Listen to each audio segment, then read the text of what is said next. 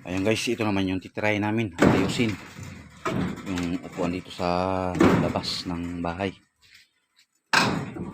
Kasi bulok na. Kahit itong poste, bulok na rin ang ilalim ng pundasyon niya. Yun. Tatlo. Bulok na rin.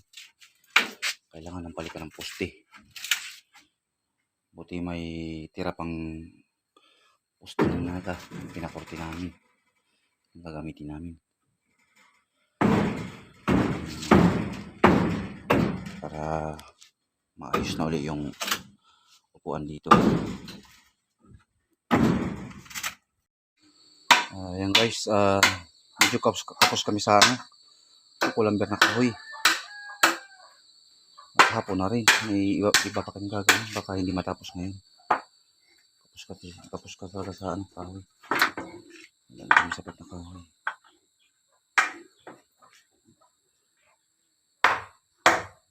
Kapit na lang kung saan kailan baka susunod at matapos.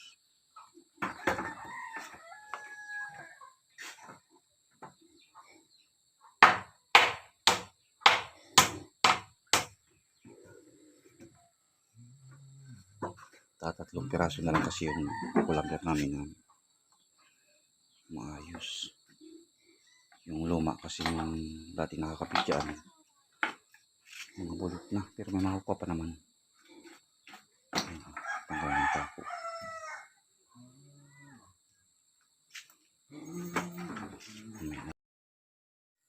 Well, park. Yan.